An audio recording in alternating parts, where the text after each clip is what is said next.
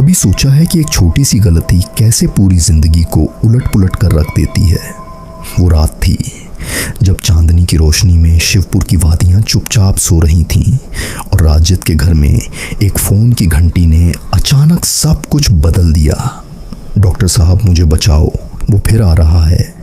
एक डरी हुई औरत की आवाज़ थी जो राजत को अपनी ही यादों के भंवर में खींच ले गई। दोस्तों, सुनो ये कहानी राजत की, जो शिवपुर का मशहूर मनोचिकित्सक था। शिवपुर हिमालय की गोद में बसा वो छोटा सा कस्बा जहां बर्फीली हवाएं हर राज को छुपाने की कोशिश करती हैं। राजत का क्लिनिक पहाड़ी के किनारे पर था, लकड़ी का बना, जहां से नीचे घाटी का नज़ारा ऐसा लगता मानो कोई जीवंत पेंटिंग हो। सुबह की धूप में चाय की चुस्की लेते हुए राजत अक्सर सोचता, जिंदगी कितनी शांत है यहाँ, लेकिन अंदर से वो खुद एक तूफान था। सालों पहले दिल्ली छोड़कर यहाँ आया था, वजह कोई नहीं जानता था सिवाय उसके खुद के। अगले दिन क्लिनिक में स्नेहा आई। वो एक युवा टीचर थी, लंबे बाल, आंखों में डर की परछाई। डॉक्टर, मुझे सपने आते हैं। नहीं, वो सपने नहीं, हकीकत जैसे लगते हैं, उसने कांपते हाथों से कहा। राजत ने अपनी कुर्सी पर झुककर पूछा, बताओ क्या देखती हो?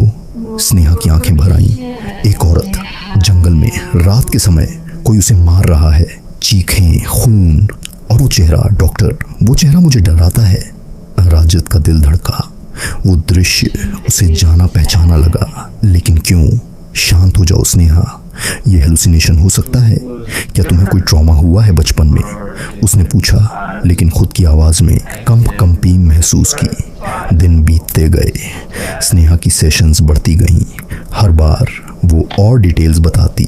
वो औरत लाल साड़ी में थी, उसके गले में मंगलसूत्र और हत्यारा। उसकी आंखें क्रूर थीं। राजत रातों को सो नहीं पाता। वो क्लिनिक के बाहर टहलता, बर्फीली हवा में सिगरेट फूंकता और सोचता, क्या ये मेरी यादें हैं?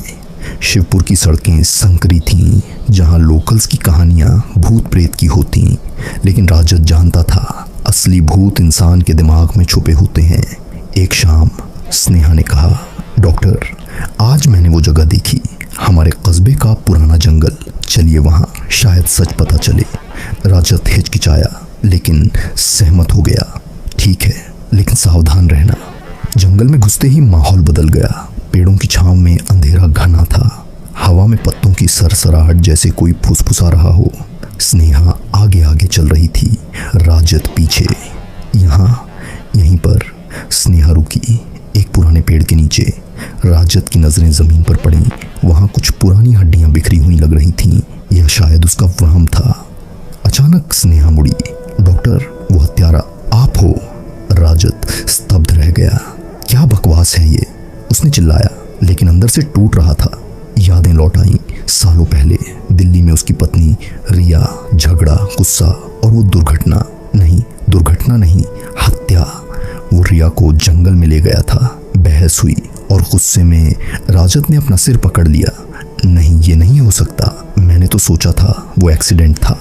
स्नेहा की आंखें बदल गईं। डर की जगह अब न्याय था। मैं रिया की बहन हूँ राजत, सालों से तुम्हें ढूंढ रही हूँ।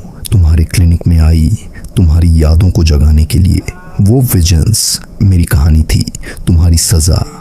ट्विस्ट ये था कि स्नेहा कोई साधारण टीचर नहीं थी, वो एक जांचकर्ता थी जो राजत के अपराध को उजागर करने आई थी। राजत घुटनों पर गिर पड़ा, आंसू बहते हुए। मैंने उसे प्यार किया था, लेकिन वो गुस्सा, मैं खुद को कभी माफ़ नहीं कर पाया। स्नेहा ने फ़ोन निकाला, पुलिस को कॉल किया। अब न्याय होगा डॉक्टर। रात गहराती गई, पुलिस आई, राजत को ले गई। शिवपुर की वादियाँ फिर शांत हो गईं, लेकिन राजत की कहानी ख़त्म नहीं हुई। जेल में बैठे वो सोचता, क्या अपराध छुपाने से गायब हो जाते हैं या वो हमें अंदर से मारते रहते हैं? दोस्तों, ये कहानी हमें बताती है कि मन की गहराइयों में छुपे राज कभी ना कभी बाहर आते हैं और तब जिंदगी का असली सामना होता है। क्या तुम्हारे अंदर भी कोई ऐसा राज है जो तुम्हें सोने नहीं देता? ऐसी